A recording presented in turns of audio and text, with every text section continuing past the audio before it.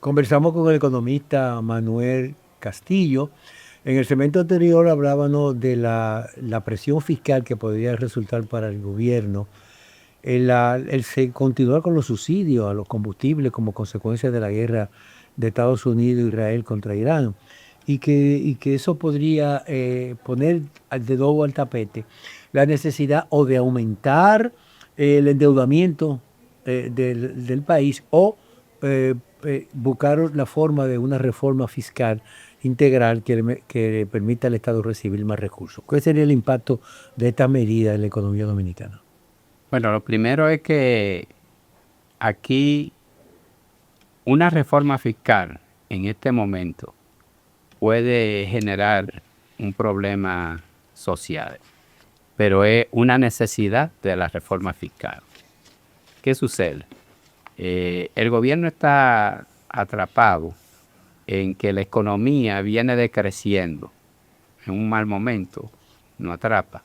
Viene el caso de esta crisis petrolera que acabamos de conversar y viene la particularidad de que la reforma fiscal no se aplicó en el momento que tenía que aplicarse por un temor y una presión política o el temor más a lo que podía hacer. Si usted le tiene miedo a la cabeza, no puede comer. Si tiene miedo a los ojos, no puede comer cabeza. Eso dicen esto. Entonces, se tenía que tomar en un momento las medidas que tenían que tomarse indistintamente de lo que pasara. Eso es como cuando le detectan un cáncer, un tumor maligno. Hay que hacer la cirugía. Debido a muerte, había que hacerla, pero no se tomó. La otra es que usted no puede hacer 1000 reformas fiscales, puede tener 1000 cantidades de entrada de recursos, pero si usted tiene los gastos, si no tiene una disciplina en bajar el gasto corriente sobre todo. Siempre va a un déficit. Va a ser un déficit. Mire, los gastos de capital aquí son mínimos, pero el gasto corriente es enorme. Entonces, esa reforma fiscal, tú lo que va a terminar es la gente presionándose con la cantidad de los impuestos y las condiciones de encarecimiento de la vida que va a llegar, y va a llegar el momento de que eso se puede convertir en una revuelta y eso es peligroso. Entonces hay que manejarlo. Es verdad, y nosotros somos conscientes que tenemos que ir pensando en que si el gobierno no le ingresa más recursos va a tener menos capacidad de gasto. Sí. Y viene el problema del endeudamiento, señores. Claro. Ahora mismo 3.5% del Producto Interno Bruto están dirigidos para pagar el servicio de la deuda. Servicio de la deuda. Eso es grave. O sea, tú me estás hablando a mí de que prácticamente el % de educación, de lo que se paga educación, es lo que usted tiene a pagar comprometido con la deuda. Sí, sí. Y es pagando intereses y tomando dinero prestado para pagar intereses. Mire, eso es fuerte. ¿Y qué recomendaciones haría usted al Banco Central y al Ministerio de Hacienda en este momento? Bueno, básicamente de aplicar lo correctivo de que se bajen los gastos corrientes, una disciplina en el gasto. Nosotros estamos viviendo por encima de nuestra posibilidad. Nosotros vivimos como un país rico, aquí con unas importaciones de vehículos de lujo, gastos de toda parte. Nosotros somos una gente que está gastando y gastando, y los niveles de ingresos que estamos teniendo no se corresponden como tal. Entonces nosotros vamos a tener que sincerizar, vivir verdaderamente lo que somos. Una economía en desarrollo, pero con una disciplina del gasto, y una buena dirección de lo que va a ser la inversión para el crecimiento futuro, presente y futuro. Porque si tú no mejoras los niveles de crecimiento, tú tienes que buscar los ejes que son pivotes del crecimiento. Aquí encontramos el turismo, pero tú tienes que encontrar algo más sostenible en el caso de la producción agropecuaria, en el caso del sector agropecuario, el caso de las exportaciones de bienes de los servicios, el caso de la industria, de un mayor apoyo sobre el sector industrial y de procesamiento. Entonces yo creo que esa es la parte que tiene que enfocar el gobierno para poder dirigir la economía hacia retomar el proceso de crecimiento que se tenía. Si aterrizamos ya en la situación social y política, en términos sociales, ¿Qué sectores considera usted que serían los más golpeados por esta crisis internacional? Ese es un eje transversal, atraviesa todos los sectores, pero el Pero más hay unos que son más golpeado, golpeados pero que el otros. más golpeado es la clase media y la clase media baja. La clase media, porque a él es que le cargan todo, los impuestos, porque la retención y el cobro de los impuestos van más de forma dirigida hacia ellos. La clase más pobre tiene menos capacidad de pago de ese impuesto, pero también no hay una disciplina del cobro de esto porque se le tiene miedo porque son votantes. Y la clase alta, que magos, manejando los impuestos y pagan asesores de cómo yo evado. Espérate, ahí sí es verdad. Entonces yo creo que es en esa tripleta que se arma ahí, los más perjudicados son los pobres, lo de la clase media baja y la clase media, clase media alta. ¿Qué enseñanza deja esta guerra para la dependencia energética de un país como la República Dominicana? Que debemos depender menos de una generación eléctrica a base de los fósiles. Nosotros tenemos condiciones hidroeléctricas para ir mejorando de la generación a menor precio. Tenemos un sol ahí que usted ve como el hermano sol, ese rubio para tirándonos candela permanentemente y nosotros no lo aprovechamos. Y también el viento con la energía eólica. Entonces yo creo que hacia ahí debe dirigirse. Pero una contradicción, porque aquí tenemos esas condiciones, ese potencial, nosotros no lo aprovechamos. ¿Cuántas horas de sol tenemos nosotros? Nosotros no lo aprovechamos. Usted se va al suroeste. Ahora fue que vi muy atinado que se están instalando ahí en Baní algunas generadoras de energía solar. Muchas, o sea, considerable. Pero debe aprovecharse mucho más, porque el suroeste, ahí es que duerme el sol. O sea. Bueno, hablando del sur, me gustaría abordar un tema que es sumamente interesante, que en los últimos días ha provocado mucha controversia, y es la situación que se da en su provincia, en San Juan, con relación a la mina de oro de Romero. El gobierno suspendió los trabajos de exploración de la mina y por la presión que hizo la comunidad y los sectores realmente ambientalistas. ¿Considera que usted que esa decisión fue correcta? La decisión fue correcta, pero fue con una pistola apuntando en el pecho. ¿Cómo así? O sea, en el sentido de que el gobierno le había permitido a ellos explorar, y dicen inclusive que explotar en uno de los acápites que dicen. Yo entiendo mejor que era de exploración. Exploración. Pero en la exploración lo que nos sorprende es que ya ellos saben antes de que hay 1.200.000 onzas de oro. Sí. En la exploración. O sea, yo no puedo antes de yo terminar de hacer el diagnóstico, de determinar que eso es así tajante. Puede ser más, puede ser menos, pero tú no has terminado siquiera de hacer el estudio. No has terminado de hacer el estudio para saber la cantidad y la calidad de lo que hay allí. Pero está bien. ¿Qué sucede? No es que es pecaminoso de la extracción del oro. Lo que es grave es donde está alojado ese recurso. Los daños ambientales. Los daños ambientales. Aún así, en otros puntos donde es una parte tan sensible como esa cordillera central, es grave por los antecedentes que ya nosotros tenemos de la extracción y los daños colaterales que genera. Pero en el punto donde está, es un crimen de lesa humanidad. Claro. De lesa patria primero, porque va a afectar todo el corredor de 2 regiones, la región del Valle y la región Enriquillo. Y ese sector llega a que usted está comprometiendo 2 parques nacionales y 4 presas. Palomino, la presa de Monte Grande, la presa de Sabaneta y la presa de Sabanalleo. La Sabaneta, sí. Eso ha costado todo el dinero del mundo en el momento que se hizo la inversión.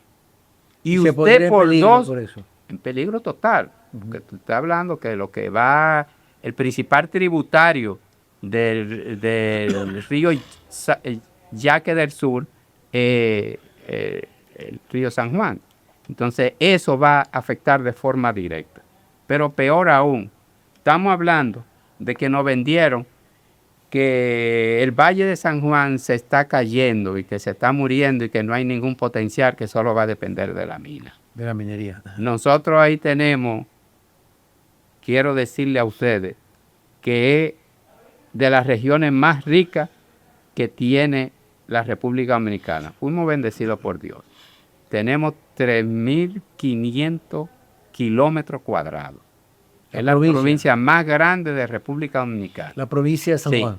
Y de ese total, el 50% son tierras con vocación agropecuaria y con todas las condiciones. Estamos hablando de 1.5, 1.7 millones kilómetros cuadrados. O sea, es el granero dominicano. Sí, pero el potencial que tiene para la agropecuaria. Ahora, ¿qué es lo que ha sucedido? Y el resto está para la reserva científica, para la reserva forestal y para lo que es los parques nacionales, que son cuatro condiciones de este. En ese sentido, le quiero decir que tenemos un potencial con que nosotros abastecer de todos los rubros básicos, no solo aparte de República Dominicana, sino para exportar hacia Haití, por lo que tenemos. O sea, las condiciones del terreno y la cantidad que hay. Pero no tenemos un plan de desarrollo. Eso no es cierto. Es la primera vez en la historia, yo soy economista planificador, que yo veo y escucho que usted ya tiene un financiamiento de 250 millones de dólares que se lleva. Se lanzó esa licitación en el 2013 de 12.700 millones de pesos para el Valle de San Juan. Se lanza una licitación de que se va a ejecutar. De eso el BID aportó 35 millones de dólares y el Estado Dominicano 3.5 millones de dólares. Estamos hablando de 38 millones de dólares para el Plan San Juan. Y que ellos le llamaron 200 millones. 200 millones de dólares, 250 millones de dólares. Es lo que el gobierno había estimado en el 2013. Ahora, no es siquiera cómo tú vas a determinar algo que tú no has hecho un diagnóstico acabado y una línea programática hacia dónde tú debes dirigir la inversión. Y se ponen a tirar números y a soltar números y cosas como esta. Lo primero es hacer el estudio, de hacer un plan de desarrollo con un plan estratégico, con los lineamientos estratégicos básicos, de hacia dónde vamos, cuál es la región que queremos dentro de los próximos 30 años. ¿Y qué queremos producir? ¿Y qué vamos a producir? Identificar qué debemos producir. ¿Y qué tenemos capacidad para producir? O sea, no es lo que yo quiera, sino es para la actitud de los suelos. Las condiciones y las condiciones que existen en el territorio. Y es fácil de hacer. Es fácil de hacer. Hay varias posiciones, licenciado Castillo, y es uno que dicen que las intenciones originales de la compañía que pretende explotar el oro de la provincia de San Juan, que era de empezar esa explotación por la Loma Romero, pero que realmente la intención de ellos era hacer de toda la región un circuito minero, porque esa misma empresa tiene permiso de exploración en 13 zonas, 13 permisos de exploración en esa zona. Entonces, eso sí sería una verdadera tragedia si se convierte como usted acaba de señalar, una región con tanto potencial agrícola que puede ser el granero del país y exportar a otros mercados, se convierte solamente en exportación minera.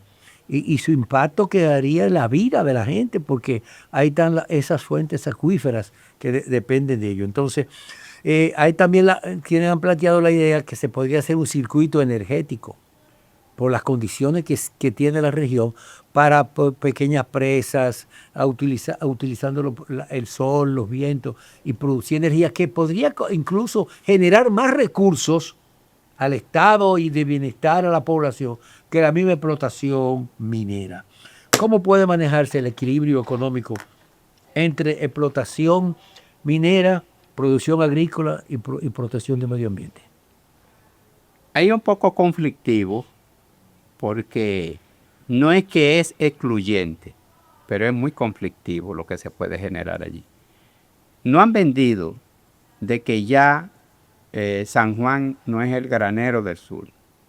Y no sé con qué intención, si era para hacer la propuesta de la verdadera recomposición de lo que iba a ser una zona minera, por lo que ya ellos sabían y conocían de lo que usted acaba de externar.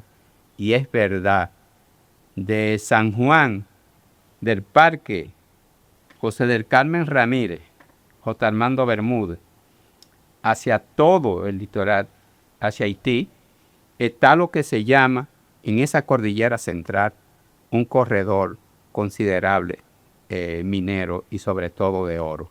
Entonces, en Villanacaona, en Restauración, en la parte de Nalga de Maco, en esa zona, ahí el crimen es mucho más grande, porque ahí nace un río, el río Joca, que es tributario del Artibonito, que es una parte internacional, es el río más largo de la isla, con 9.000 kilómetros cuadrados de distancia de longitud, el más largo, y aquí nada más se dirigen 2.500 kilómetros, pero el resto recorre la cuenca hacia Haití. Pero dañaría toda esa zona. Pero una forma de que le estoy explicando de que no sé si dirigido, porque nos están diciendo, nosotros hicimos ensayo, y aquí debo señalizar que allí hay un instituto de investigación, el IDIA, en Arroyo Loro, que ha liberado algunas variedades tanto de habichuela como de guandul en base de granos básicos. Y lamentablemente se ha caído. Pero a Eterconia, que nos acompaña siempre en proceso de investigación, nosotros no hemos querido aprovechar ese recurso para ir lanzando lo que se llama una verdadera programación sobre el recurso que tenemos y la explotación agropecuaria. ¿Para quién? Señores, nosotros tuvimos un momento allí en las matas de Farfán de producir tantos vegetales para exportación, que nosotros podíamos exportar, ¿usted sabe dónde? Si se está haciendo un aeropuerto ahora doméstico, para todo el este de Por Dios. Claro. Todos los vegetales, porque tenemos todas las condiciones.